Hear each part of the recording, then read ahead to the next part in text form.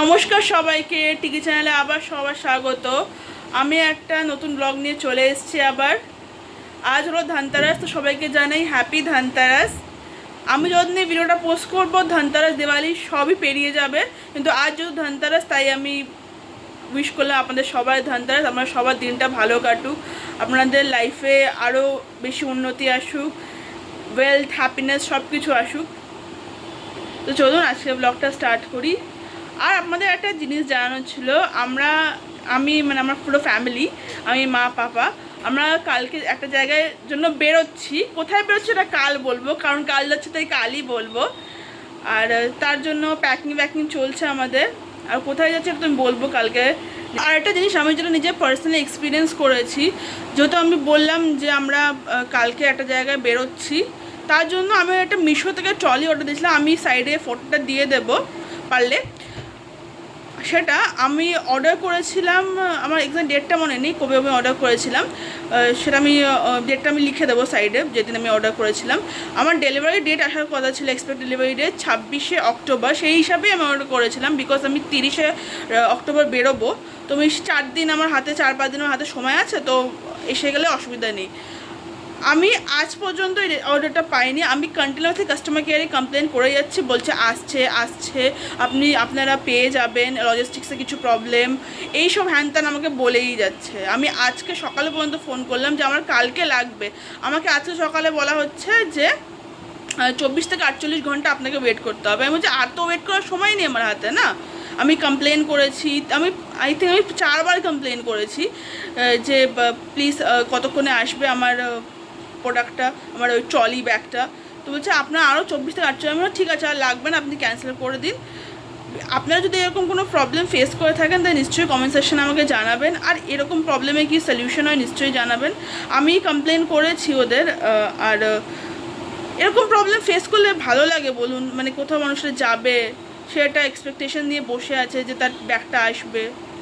চলুন এবার কী আর করা যাবে, এবার অ্যাডজাস্ট করতে হচ্ছে আমাদের। এনিওয়েজ চলুন এবার ব্লগটা স্টার্ট করি। আজকে ধনতেরাসটা কীভাবে কাটাচ্ছি জানাবো। আর আমরা আজকে যাচ্ছি হলো, আমি আর মা যাচ্ছি মধ্যমগ্রাম। সে আমার ব্লগে যারা অনেক দিন থেকে আমার ব্লগ দেখছেন আমার চ্যানেলে, প্রথম যে আমার মিনি ব্লগ দিয়েছিলাম এই দোকানটা থেকেই দিয়েছিলাম, মানে মধ্যমগ্রাম একটা সোনার দোকানে।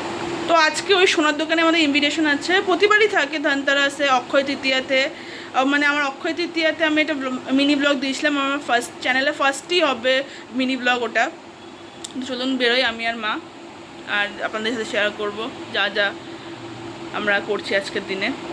আর কালকে তার 2-3 দিন পর খুব ভালো ভালো ব্লগস আসতে চলেছে, দিওয়ালিটাও খুব ভালোভাবে সেলিব্রেট করবো আমরা, আমি সব শেয়ার করবো। চলুন। আর এই যে মা মেয়ে দুজনে আমরা বাসে উঠে পড়েছি স্টেশনে যাওয়ার জন্য। একটা দিনই মা আমার সাথে কোথাও একটু বেরোয়। আর যে প্রোডাক্টটার ব্যাপারে বলছিলাম, ট্রলি ব্যাগ, ওটা 1 নভেম্বরে এসে গেছে। অনেকটা ডিলে করে এসেছিলো, কিন্তু ফাইনালি এসে গেছিলো, তো থ্যাঙ্ক গড সেই জন্য। আর আমাদের বাসটা নামিয়ে দিয়েছে অনেকটা দূরে, তাই আমাদের অনেকটা হেঁটেই স্টেশনে ঢুকতে হচ্ছিলো। তো চলুন যাই, এসে গেছি স্টেশনে। যেহেতু আমরা একটু বেলার দিক করে যাচ্ছিলাম, তাই স্টেশনটা মোটামুটি ফাঁকা ছিল। আর যে আমার মায়ের মুখটা দেখলেন কি গোমরা, এসে দেখে আর ট্রেন এখনও আধ ঘন্টা দেরি। আর মা চলে গেছে আধ ঘন্টা দেরি বলে একটু কেনাকাটা করতে, কিন্তু কিছুই পছন্দ হয়নি বলে ফিরে আসছে আবার। ট্রেন অ্যানাউন্স করে দিয়েছিল, কিন্তু স্টেশনে আসার পর দেখি ট্রেন এখনও প্ল্যাটফর্মে দেয়নি, অলরেডি ট্রেন বোর্ডে দেখাচ্ছে। আর মা কোথাও যেখানে যাবে টুকটাক কিছু না কিছু কিনবে। এখানে মা একটু কিছু বিস্কুট না কিছু একটা কিনছিল, ঠিক আমার একটু মনে নেই, কিছু একটা কিনেছিল মা এখান থেকে। আর এই যে দেখতে দেখতে ট্রেনও এসে গেছে আমাদের। ট্রেনটা মোটামুটি শিয়ালদা থেকে ফাঁকাই এসেছিলো, কিন্তু আমাদের ওঠার পর মানে বিধাননগর স্টেশন থেকে ওঠার পর ট্রেনটা যথেষ্ট ভিড় হয়ে গেছিলো। বাট থ্যাঙ্কফুলি আমরা সিট পেয়েছিলাম, তাও আবার উইন্ডো সিট। এই জন্য উইন্ডো সিট এনজয় করতে করতে দুজনে মজা করতে করতে কানে গান শুনতে শুনতে চললাম। এই দেখো হাওয়ার জন্য আমার চুল ফুল সব উড়ে যাচ্ছে। সেদিন খুব হাওয়া দিচ্ছিল। নেমে গেছি মধ্যগ্রাম স্টেশনে, আর মধ্যগ্রাম স্টেশনে প্রচুর লোক নেমেছিল, স্টেশন পুরো ভিড়ে ভিড় হয়ে গেছিলো। আর যেহেতু আমাদের যে দোকানটা যাচ্ছিলাম দোকানটা খুব কাছেই ছিল স্টেশন থেকে, তাই ভাবলাম মা আর আমি হেঁটে হেঁটেই যাই। আর মা একটু হেঁটে যেতেই প্রেফার করে, কারণ মায়ের কিছু জিনিস কেনাকাটা হয়ে যায়। আর এখানে দেখুন স্টেশনে নেমেই মা ঠাকুরের জন্য সে মুড়ি মুড়কি তারপর বাতাসা সব কিনতে লেগে গেছে। এই জন্য মা হেঁটে যেতে চায়। আর এই যে চললাম আমি আর মা রাস্তা দিয়ে হাঁটতে হাঁটতে। আর এই যে আমিও আস্তে আস্তে হাঁটতে হাঁটতে যাচ্ছি। আর রাস্তায় সেই দিন দিওয়ালি আগে আগে ছিল, তাই প্রচুর বাসনকোসন আর প্রদীপ টদীপ বিক্রি হচ্ছে। তো মা এই জন্য দেখছিলো বাসনকোসন ঠাকুরের জন্য নেওয়ার জন্য, কিন্তু কিছু পছন্দ মাখান থেকে কিছু নেয়নি। আর ছোটো ছোটো প্রদীপ দিওয়ালির আগে কি সুন্দর লাগে না, আমার না প্রচুর ভালো লাগে এই প্রদীপগুলো। আর এই যে দোকানটায় চলে এসেছি সেটা হলো ভেনাস গোল্ড প্যালেস মধ্যমগ্রামে। আর ধনতেরাসের দিন গেছিলাম বলে দোকানে বেশ ভিড়ই ছিল। আর এই যে আমার মা দেখছে কি নেওয়া যায়। কাজকর্ম সেরে আমরা চলে এসেছিলাম, এই একটা বসেছিল একটা প্রদীপের দোকান সেখানে। আর এখান থেকে মাও 2-3টে প্রদীপ নিয়েছিল। প্রদীপের দাম খুবই কম ছিল, 1 টাকা করে পার প্রদীপ। এখানেই মনে এত কম করে পাওয়া যায় কলকাতায়, তাই এই সুন্দর সুন্দর কটা প্রদীপ নিয়ে নিয়েছে। সব কাজকর্ম সেরে স্টেশনে এসে আমরা দুজনে বসেছিলাম, আর এখানে আমরা ওয়েট করছি ট্রেনের জন্য, বাড়ি ফেরার জন্য। আর বাড়ি ফেরার ট্রেনও চলে এসছে আমাদের, চলুন যাই। ট্রেন থেকে নেমে পড়েছি আর এখন বাসে করে যাচ্ছি বাড়ি। ট্রেনে এখন সেরকম ভিডিও করতে পারিনি, কারণ আর শরীর টায়ার্ড লাগছিল, তাই জন্য। বিকেলে আমি আর মা একটু বেরিয়েছিলাম একটু ঠাকুরের জিনিস কিনতে, কারণ আমার মা একটু ধনতেরাসে একটু ঠাকুরের পুজো করে, তো সেই জন্য কিছু জিনিস কিনতে বেরিয়েছিলাম। তো মা বলে যখন বেরিয়েছি তাই কিছু মুদির জিনিসও নেওয়ার ছিল, তো নিয়েই একেবারে বাড়ি যাই। আর এখানে ধনতেরাস বলে মা বাসন কিনবে তো হতে পারে না, তাই মা ঠাকুরের জন্য একটা বাসন কিনছিল, কমেই পেয়েছিল বাসনটা 100 টাকার মধ্যে। আর এই যে মায়ের ধনতেরাসের পুজো দেওয়াও শেষ হয়ে গেছে। তো আবার ভিডিওটা স্টার্ট করছে। আমার পাশে দেখুন সব জামা কাপড়ের পুরো লাট হয়ে আছে, কারণ প্যাকিং চলছে এখনও। বললাম না আমরা কোথাও যাচ্ছি, তো সেটা কোথায় যাচ্ছে না তো আমি বলেছি আমি কালকে বলবো। তো আমি ওই জায়গাটাতে 2 বছর পর যাচ্ছি, মানে এইবার আমি 2 বছর পর যাচ্ছি, কিন্তু মানে 2 বছর আগে যখন আমি গেছিলাম ওইবার আমি 7 বছর পর গেছিলাম ওই জায়গায়। তো কোথায় যাচ্ছি সেটা আমি নিশ্চয়ই জানাবো। আজকে ধনতেরাসে সোনার দোকানে গেছিলাম মায়ের সাথে, আমাদের ইনভিটেশন ছিল। তো এবার বলি কি নেওয়া হয়েছে। তো এই যে এই রিংটা, এটা আমি পরেও ছিলাম একটু আগে। এই যে এই রিংটা মা আমাকে ফর ধনতেরাস দিয়েছে। আর এই রিংটা, এটা আমি এইগুলো পরিয়ে দেখাচ্ছি। এই যে এই রিংটা মা নিয়েছে মায়ের জন্য। আর পাপার জন্য না ইচ্ছা ছিল মায়ের, মানে ইচ্ছা মানে অর্ডার দিয়েই এসছে মা নেবে। তো পাপার আঙুলের সাইজটা অনেকটা বড়, বাবাদের জানেনি যে একটু আঙুলের সাইজটা বড় হয়, তো সেই জন্য পাপার সাইজটা পাওয়া যায়নি বলে তো ওটা অর্ডার দিয়ে এসছে। যখন হয়ে যাবে তখন নেব আমরা। আর তো পাপার যাতে মন খারাপ না হয়, আর মায়ের অনেক থেকে ইচ্ছা ছিল এটা নেওয়া। তো মা এই সিলভার কয়েনটা নিয়েছে, লক্ষ্মী গণেশ, খুব সুন্দর লক্ষ্মী গণেশ আছে। তো মায়ের অনেকদিন থেকে ইচ্ছা ছিল এই সিলভার কয়েনটা নেওয়ার জন্য, এই 5 গ্রামের একটা সিলভার কয়েন। তো এটা পাপাকে দেবে বলেছে, মানে ধনতেরাস তো কাউকে এরকম খালি হাতে, তো বাড়িতে 1-2 জনের জন্য এসছে, 4জন খালি হাতে তো দেওয়া যায় না, তো পাপাকে দেবে বলেছে এটা। তো খুব সুন্দর হয়েছে, আমার খুব পছন্দ হয়েছে আমার এই সিলভার কয়েনটা। তো আপনাদের কেমন লাগলো বলবেন, আর আপনারা কি কি কিনেছেন সেটাও জানাবেন আমার কমেন্ট সেকশনে। একটা জিনিস মা নিয়েছে সেটা আমি বলতে ভুলে গেছিলাম, তো ফটাফট ক্যামেরা অন করে আমি ভাবলাম বলি। মা একটা বাসন নিয়েছে, একটা পুজোর থালা মতন। তো ওটা মা ঠাকুর ঘরে রেখেছে, মানে ফল প্রসাদ রাখা আছে, তো এখন আর নামাতে পারলাম না ওটা। আর মা যখন ফল প্রসাদটা নিয়ে আসবে তখন আমি দেখাবো ওটা, ঠিক আছে? গুড আফটারনুন সবাইকে। এখন বাজে 3:20 মতন দুপুর। তো যেহেতু আজকে রাতেই আমাদের ট্রেন, তাই সকাল থেকে প্যাকিং ট্যাকিং নিয়ে এত বিজি ছিলাম যে আর ব্লগটা কন্টিনিউই করা হয়নি। তাই এখন সব প্যাকিং ট্যাকিং হয়ে গেছে, সব কাজকর্ম হয়ে গেছে, তাই ভাবলাম এখন ব্লগটা কন্টিনিউ করি। আর আপনাদের জানিয়ে দিই যে আমরা কোথায় যাচ্ছি। আমি, মা, পাপা, আমরা 3 জনে যাচ্ছি আমার দাদুর বাড়ি নর্থ বেঙ্গলে, বালুরঘাটে। তো আজ রাত 10:30টায় আমাদের ট্রেন শিয়ালদা থেকে। আর আরেকটা জিনিস আপনাদের দেখাই, কালকে বলছিলাম না যে ধনতেরাসে মা একটা বাসন নিয়েছে, সেটা ঠাকুরের ঘরে রাখা আছে। তো আজকে সেটা দেখিয়ে দিই। এই যে এই বাসনটাই মা নিয়েছে। এটা প্রাইস ওই 100 টাকা মতন পড়েছে। এটা ঠাকুরের ওই ভোগ টোক রাখার জন্য নিয়েছে মা। তো রাতে আমাদের আবার ট্রেন আছে, বেরোতে হবে। আর তখন আমি দেখাবো, খুব এক্সাইটিং ব্লগ আসতে চলেছে। এই ব্লগে আমি দেওয়ার চেষ্টা করব, আর যদি না পারি তাহলে নেক্সট পার্টে আমি নিশ্চয়ই শেয়ার করবো, কিন্তু শেয়ার আমি নিশ্চয়ই করব।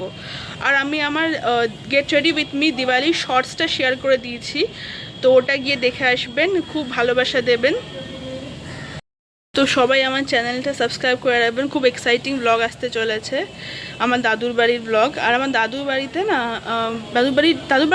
দাদুর বাড়ির পাশে একটা খুব বড় করে কালী পুজো হয়। আর এবার পুজোর দায়িত্বটা আমার দাদুর বাড়ির লোকেরাই নিয়েছে, মানে আমার মাসি নিয়েছে। তো এবার এই জন্য পুজোটা একটু স্পেশাল, তাই সবাই মিলে এবার যাওয়া হচ্ছে পুজোতে। তো চলুন, সব পুজোর যা যা হবে, বালুঘাটে গিয়ে যা যা এনজয়মেন্ট করব, পুজোর যা যা সব কিছু শেয়ার করব। আমরা যেদিন বেরোচ্ছিলাম সেদিন ছিল ছোটি দিওয়ালি। তো ছোটি দিওয়ালির দিন 14 প্রদীপ দিতে হয়, তাই আমরা একেবারে 14 প্রদীপ দিয়ে বেরোচ্ছিলাম। আর আমার দিওয়ালির দিন থাকবো না, তাই ঠাকুর ঘরটা একেবারে লাইট দিয়ে সাজিয়েই আমরা বেরোচ্ছিলাম। রেডি হয়ে গেছি আমরা, আর এখন বাজে 7:30 মতন। আমাদের ট্রেন 10:30-এ, কিন্তু আমরা একটু আগেই বেরোবো, কারণ জ্যাম ট্যাম যদি রাস্তায় পড়ে যায় তখন একটা অন্য প্রবলেমে পড়ে যাব।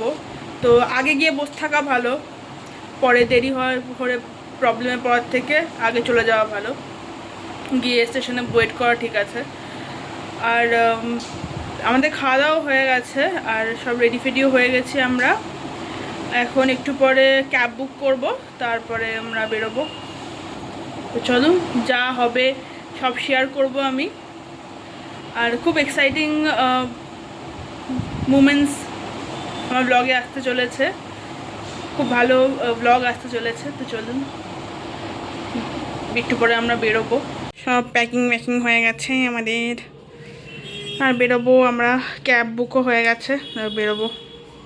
বাপের বাড়ি যাচ্ছ, কেমন এক্সপিরিয়েন্স? খুব ভালো এক্সাইটমেন্ট। আর আপনার শ্বশুরবাড়ি যাওয়ার এক্সপিরিয়েন্স কেমন? 2 বছর পর শ্বশুরবাড়ি যাচ্ছেন। খুব গর্বিত। গর্বিত। ক্যাবটা বুক হয়ে গেছে, আর ক্যাব দেখাচ্ছে 8 মিনিটের মধ্যে চলে আসবে। তো চলুন এবার বেরোই। যেহেতু ক্যাব আর 8 মিনিট দূরে দেখাচ্ছিল, তাই আমি আর পাপা আগে থেকে সব লাগেজগুলো নিচে রাখতে যাচ্ছিলাম, কারণ ক্যাব এসে গেলে সব তাড়াহুড়ো করে নামাতে খুব কষ্ট হবে। আর মা মাঝখান থেকে মুন্ডু কেটে দিচ্ছিলো, জানি না কেন আমার। আর দেখুন, লাগেজটা পুরো টানতে টানতে আমাকে নামাতে হচ্ছে, কারণ লাগেজটা বিশাল ভারী ছিল। আর নেমেই হয়ে গেলো একটা কাণ্ড। আমি যে ক্যাবটা বুক করেছিলাম, হঠাৎ করে দেখি সব লাগেজ ট্যাগেজ নামিয়ে যে ক্যাবটা ক্যান্সেল করে দিয়েছে। তারপরেও আমি 2টো ক্যাব বুক করেছিলাম, কিন্তু জ্যামের জন্য ওই 2টোও ক্যান্সেল করে দিয়েছে। তো ফাইনালি 4 নম্বর ক্যাব যেটা আমি বুক করেছিলাম, এই দাদাটা এসেছিলো, রাইটে আমার অ্যাকসেপ্ট করেছিল। আমি প্রায় 7:30 থেকে বুক করেই যাচ্ছি। ফাইনালি 8:30টার সময় গিয়ে আমার রাইড অ্যাকসেপ্ট করেছে। 1 ঘন্টা ধরে আমি এই করে যাচ্ছি। যাওয়ার পথে মা কালীরও দর্শন হয়ে গেল। তো চলুন এবার যাই। আমাদের ক্যাবে যে দাঁড়াটা ছিল খুব ভালোই ছিল, মানে 8:30টার সময়, 8:30 প্রায় অনেকটা পরেই এসেছিলো, মানে 8:40 নাগাদ এসেছিলো, তাড়াতাড়ি পৌঁছিয়ে দিয়েছিলো আমাদের শিয়ালদা স্টেশন। প্রায় 10-15 মিনিটের মধ্যে আমরা শিয়ালদা স্টেশন পৌঁছে গেছিলাম, এত জ্যামের রাস্তাতেও তাড়াতাড়ি করে নিয়ে এসেছিলো। এই যে এসে গেছি শিয়ালদা স্টেশন আমরা।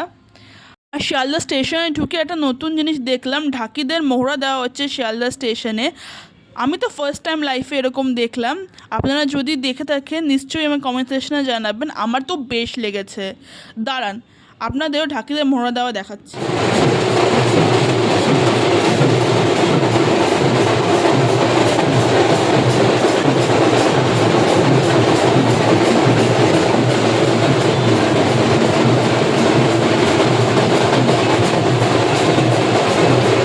ঢুকে গেছি শিয়ালদা স্টেশনে। আর আমাদের ট্রেন দিয়েছিল প্ল্যাটফর্ম নাম্বার 9 থেকে, কিন্তু তখনও ট্রেন অ্যানাউন্স করেনি, তাই আমরা সব ল্যাগেজ ট্যাগেজ নিয়ে সাইডে দাঁড়িয়েছিলাম। আর এই যে দেখুন, আমার মা সব ল্যাগেজ ট্যাগেজ এক জায়গায় গুছিয়ে রাখছে। মারা যেমন হয়, সব ল্যাগেজ ট্যাগেজ সব এক জায়গায় গুছিয়ে রাখে। তো ফাইনালি এই যে আমাদের ট্রেন দিয়ে দিয়েছে, এই যে হলো আমাদের ট্রেনের ইঞ্জিন। 9 নম্বর প্ল্যাটফর্মেই দিয়েছিল। আর এখানে আমার পাপা দেখুন আগে আগে হাঁটতে হাঁটতে যাচ্ছে না, বাবারা যেরকম হয় আগে আগে সব হাঁটতে হাঁটতে যাচ্ছে। আমাদের কোচ ছিল S9, তো ওখানেই যাচ্ছে। আমাদের কোচটা একটু মাঝখানে ছিল, তো ওই দিকেই যাচ্ছিলাম। এই যে আমিও পিছনে একটা ল্যাগেজ নিয়ে টানতে টানতে পাপার পিছন পিছন যাচ্ছিলাম। আর এই যে পিছনে আমার মাও আসছিল আরও 2-3টে জিনিস আর ল্যাগেজ নিয়ে। তো চলুন যাই নিজের কোচের কাছে। এই যে হলো আমাদের কোচ। আমরা সব ল্যাগেজ ট্যাগেজ নিয়ে, মানে আমি আর মা সব ল্যাগেজ ট্যাগেজ নিয়ে কোচের বাইরে দাঁড়িয়েছিলাম। পাপা একটু ভেতরে গেছিলো ওই সিট নাম্বারটা দেখতে, কোন সিটটা ছিল আমাদের। যেহেতু আমরা RAC পেয়েছিলাম, তাই আমাদের এই উইন্ডো সিটটা পেয়েছিলাম, এই সাইড উইন্ডো সিটটা আমার তো বেশ লেগেছিলো। আর এই রকম ট্রেনে উঠে ব্লগার হয়ে ভিডিও যদি না নিই, ট্রেনে উঠে ঠিক সেই অ্যাস্থেটিক ভাইবসটা আর আসে না। আমরা 3জন RAC সিটই পেয়েছিলাম। এই যে আমার মা বসে আছে এই সিটটায়, ওটাই আমাদের সিট ছিল, মানে পাশের সিটটা আমার ছিল। আর তার পাশে একটা সিট, ওটা আমার পাপা পেয়েছিল। কিন্তু রাতে আমাদের TT এসে জানায় যে আমাদের একটা সিট কনফার্ম হয়ে গেছিলো, সেটা আমার পাপার সিটটা। তো থ্যাঙ্কফুলি ওই সিটটা কনফার্ম হয়ে গেছিলো। আর অন টাইম, মানে 10:30টায় টাইম ছিল ট্রেন ছাড়া, তো অন টাইমই ট্রেন ছেড়ে দিয়েছিল আমাদের। আর এই দেখুন বিধাননগর স্টেশনও ক্রস করছে। আমি ভাবছিলাম তখন, যদি বিধাননগর স্টেশনে আমাদের ট্রেনটা দাঁড়াতো কতই না ভালো হতো। ডাইরেক্ট বিধাননগর স্টেশন থেকে উঠে যেতাম, আর কষ্ট করে শিয়ালদা আসতে হতো না। আর এই দেখুন আমার মা উইন্ডো সিট পেয়ে একদম অ্যাস্থেটিক ভাইবস নিতে নিতে যাচ্ছে, কানে হেডফোন গুঁজে ইউটিউব ভিডিও দেখতে দেখতে সফট মিউজিক চালিয়ে, মানে আসল মনে তো আমার মাই যাচ্ছিলেন যে বাপের বাড়ি। আর আমার যেহেতু ট্রাভেলের সময় ঘুম অতটা আসে না, তাই আমি একটা স্টোরি বুক নিয়ে এসেছিলাম, সারা রাত ওটাই পড়তে পড়তে গেছিলাম মোটামুটি। আর তখন বাজছিল রাত 1:30 মতো, আমরা পৌঁছলাম কাটোয়া জাংশন। আমার তো ঘুম আসছে না, তাই আমি বসে বসেই প্রায় পুরো রাতটাই গেছি। কিন্তু বেশ ঠান্ডা লাগছিল, তাই একদম চাদর টাদর জড়িয়ে বসেছিলাম ট্রেনে, কারণ উইন্ডো সিটে বসেছিলাম তো একটু হাওয়াটাও বেশ লাগছিল। বাজছিল তখন 4:33 মতো, নিজে দেখে নিন প্ল্যাটফর্মের ঘড়িতে। তখন আমরা পৌঁছেছিলাম Farakka junction, new Farakka junction বলে অ্যাকচুয়ালি স্টেশনটাকে। ওটা পৌঁছালেই মনে হয় যে yes, welcome to north Bengal. সকালের এই আকাশটা দেখে কি ভালো লাগছে না, রোজ রোজ তো দেখতে পাই না, মানে কি দেখতে সুন্দর লাগছে না, মানে পুরো মনে হচ্ছে না ছবির মতন। এই সকালের আকাশ রোজ তো আর দেখা যায় না, কিন্তু মাঝে মাঝে দেখে কিন্তু বেশ লাগে। আর এই দেখুন নর্থ বেঙ্গল ঢুকতে না ঢুকতে কুয়াশা, মানে নর্থ বেঙ্গলে ওখানে প্রায় পুরো ঠান্ডা পড়ে গেছে, আর এখানে লিটারালি কলকাতায় ফ্যান চালাতে হচ্ছে। দাদু বাড়ি আসলে এটাই ভালো লাগে, যে পুরো রাস্তা পুরো সবুজে সবুজ, পুরো গাছপালা জমি জমা দেখতে দেখতে যাও, মাঝখানতে আল। আর এই যে আমি ভিডিও নিতে আবার চলে এসেছি। আর এই যে আমার বাবার সাথে যখনই ভিডিও বানাই, তখন দুজনে মিলে এরকম অঙ্গ ভঙ্গি করে ভিডিও বানাই। আর এই যে চলে এসছে আমার দাদুর বাড়ি স্টেশনে, বালুরঘাট স্টেশন। আপনারা যদি আগে কোনো বালুরঘাট এসে দেখেন বা আসার কথা ভাবছেন, নিশ্চয়ই আমার কমেন্ট সেকশনে জানাবেন। আর ট্রেনটা প্রায় ভালো টাইমেই চলে এসছে, মানে একদম অন টাইমে এসছে, মানে 8:30 ঢোকানোর কথা ছিল, একটু 2-3 মিনিট লেট হয়েছিল। তো এই যে পৌঁছে গেছি আমরা আমাদের গন্তব্যস্থলে দাদুর বাড়িতে, বালুরঘাট। হ্যাঁ বলছি না, ফাইনালি অপরে এসে গেছো। হ্যাঁ 2 বছর পর চলো। আপনি চলে আসেন শ্বশুরবাড়ি 2 বছর পর। উঠে পড়েছি আমরা 3জন টোটোতে। এত স্পিড ব্রেকার ছিল রাস্তাটায় যে খালি জার্কিং হতে হতে যাচ্ছিলো আমাদের, খালি ধাক্কা খেতে খেতে যেতে হচ্ছিলো আমাদের। আর দাঁড়ান, আপনাদের আমার পাপা শ্বশুরবাড়ি আসার, মানে 2 বছর পর শ্বশুরবাড়ি আসার এক্সপিরিয়েন্স শোনাই। এত বছর পর শ্বশুরবাড়ি এলেন, এক্সপিরিয়েন্স কেমন আপনার? ভালোই লাগবে বেশ আম্বাগান বাগান। কলকাতার ঘর কোলাহল থেকে একদম নিস্তব্ধ পরিচয়। হ্যাঁ কলকাতা কোলাহল থেকে একদম শান্ত পরিবেশ, চারদিকে একদম গাছপালা, ফুল অক্সিজেন। শেষ। কিন্তু রাস্তায় খাড্ডা বেশি, হ্যাঁ রাস্তা হ্যাঁ অটো করে যাচ্ছি স্পিড আমরা। ব্রেকার একটু বেশি আছে, এত স্পিড ব্রেকার হোপ না আর অভ্যেস নেই। আর সব চারিদিকে সব এত কিছু সবুজ, চাইলে তো এত এত সবুজ, ওয়েদার আর ঠান্ডা ওয়েদার। ওয়েদার নাকি সবচেয়ে বড় ঠান্ডা weather। পলিউশন কম, এটাই হচ্ছে সবচেয়ে বড়। পলিউশন নেই, ঠান্ডা weather। তো তো এই গাড়ি চেপে যাচ্ছে, এটা তুলে নাও। দাদু বাড়ি এলে কটা জিনিস আমার খুব ভালো লাগে, মানে এত গাছ গাছালা, জমি জায়গা, শান্ত পরিবেশ। কলকাতা শহরে এত শান্ত পরিবেশটা কোথায় পাওয়া যায় বলুন? সারা দিকে খালি গাড়ি প্যাঁ প্যাঁ পুপো আওয়াজ।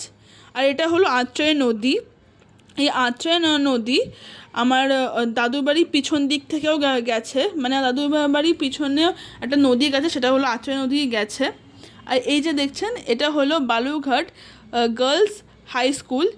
এইটা হলো আমার মা আর মাসিদের স্কুল ছিল, আর বর্তমানে এই স্কুলে আমার মামার মেয়ে মানে আমার বোন এই স্কুলে পড়ে। আপনারা যদি কেউ এক্স স্টুডেন্ট থাকেন, বালুরঘাট গার্লসে পড়ে থাকেন, নিশ্চয়ই আমার কমেন্ট সেকশনে জানাবেন যদি আমার ভিডিও দেখে থাকেন। আর যদি কেউ বালুরঘাট গার্লস স্কুলে পড়ছেন সেটা তারাও আমাকে জানাবেন। আর এই যে মনোরঞ্জন, এখান থেকে মারা 1 টাকা 2 টাকা করে সিঙ্গাড়া খেত টিফিন টাইমে। মা খুব নস্টালজিক হয়ে পড়েছিল প্রচণ্ড যখন এখান থেকে স্কুলের সামনে দিয়ে পাস হচ্ছিল। আর এই যেতে যেতে এই একটার কালী ঠাকুরের প্যান্ডেলও দেখে নিলাম। এই প্যান্ডেলটা আমরা ঘুরতে এসেছিলাম, সেটা আমি আমার নেক্সট ব্লগে দেবো। আর এই চলে এসছে আমার দাদুর বাড়িতে। এটাই হলো আমার দাদুর বাড়ির এন্ট্রান্স। আমার দাদুর বাড়িতে অনেকটা জায়গা জুড়ে একটা গার্ডেন আছে খুব বড়, এই যে দেখছেন এই ভিডিওতে আমার। এবার ঢুকছো দাদুর বাড়িতে। এই যে অলিভ গ্রিন কালারের যে রং করে যে ঘরটা দেখছেন, এটা আমার বড় মামার ঘর। আর এই যে ইয়েলো কালারের যে ঘরটা দেখছেন, সেটা আমার ছোটো দাদু মানে আমার মায়ের কাকার ঘর। লাগেজ টাগেজ নিয়ে আমার সাথে ভেতরে ঢুকছি। আর এই যে লাল জামা পরে লাল ব্যাগটা নিয়ে আমাদের ভেতরে ঢুকতে দেখলেন না, সেটা হলো আমার বড় মামা। আর যে পার্পল কালারের গেটটা দেখছেন না, সেটা হলো আমার ছোটো দাদুর ঘর। ছোটো দাদু হলো আমার মায়ের কাকা। ছোটো দাদুকে আর ছোটো দিদাকে অবশ্যই আমি আর ভিডিওতে আগে দেখাবো। এই যে সাদা রঙের ঘরটা দেখছেন, সেই ঘরেই আমরা ছিলাম। এই ঘরটা হলো আমার বড় মামার ঘর। দাঁড়ান আপনাদের সাথে আমার দাদুর সাথে পরিচয় করাই। ইনি হলেন আমার দাদু মানে আমার মায়ের বাবা। আর দাদু বারান্দায় বসে আছে, আর এটা হলো আমার দাদুর ঘর। এই বারান্দার সাথে প্রচুর মেমোরি জড়িয়ে আছে। যখন আমরা ছোটোবেলায় দাদু বাড়ি আসতাম সব ভাই বোনেরা মিলে, এই বারান্দায় বসেই আমরা খেলা করতাম, প্রচুর খেলাধুলা করেছি এই বারান্দায় বসে। আর এটা হলো আমার দাদুর ঠাকুর ঘর। যেহেতু আমার দাদু কৃষ্ণ ভক্ত, তাই প্রচুর কৃষ্ণ ঠাকুরের ছবি আর আমার দাদুর গোপাল আছে। আর বাপের বাড়ি এলেই আমার মায়ের ফার্স্ট ডিউটি হলো দাদু ঠাকুর ঘরে নিজে পুজো দেবে, তাই সেটাই মা দিচ্ছিল। এটা আমার দাদু বাড়ির ছাদ। দাদু বাড়ির ছাদটা অনেকটাই বড়। আমি একটা পার্টেই ভিডিও করতে পেরেছি, কারণ আরেক সাইডে আমি যেতে পারিনি, তাই জন্য ওই পার্টটায় ভিডিও করতে পারিনি। আর এই যে চেয়ারে বসে আছে সেটা হলো আমার বড় মামি। এই যে সাইডে যে লাল জামা পরে সেটা আমার বড় মা বললাম। আর এই যে আমার মায়ের পাশে যে এই ব্লু কালার টপটা পরে আছে না, সেটা হলো আমার ছোট বোন, আমার মামার মেয়ে উর্মি। আর আমার মা বাবাকে তো আপনারা সবাই চেনেন। আমরা 3 ভাই বোন একসাথে খেতে বসেছিলাম। আর ভিডিওতে হলুদ জামা পরে যে হাই বললো সেটা হলো আমার ছোট ভাই মানে আমার মেজো মাসির ছোট ছেলে বুবাই। আর তার পাশে তো বললামই আমার ছোট বোন উর্মি, আমার মামার মেয়ে। মামি আমাদের সবাই খেতে দিচ্ছিলো। পাপা আর বড় মা আমাদের সাথে বসেছিল। আর এখানে ক্যামেরাম্যান হলো আমার মা, আর ইনি হলেন আমার মেজো মাসি। খাওয়া দাওয়া হওয়ার পর আমরা 3 ভাই বোনে একসাথে বেরিয়েছিলাম একটু বাজি কিনতে, কারণ দিওয়ালির দিন ছিল। তো ভাই বলছিল বাজি ফাটাবে। আমি পার্সোনালি বাজি ফাটাতে অতটা পছন্দ করি না, কিন্তু ভাই বললো বাজি কিনবে, তাই আমরা 3 জনে একটু বেরিয়ে পড়েছিলাম বাজি কিনতে। বাড়ির পাশের দোকানেই একটু এসেছিলাম, মানে রাস্তার ওপারেই দোকানটা ছিল। তো এখানে ভাই আর আমরা সবাই বাজি কিনতে চলে গেছিলাম। আর এ হলো দুষ্টু, এ হলো আমার বড় মামার ছেলে সায়ন।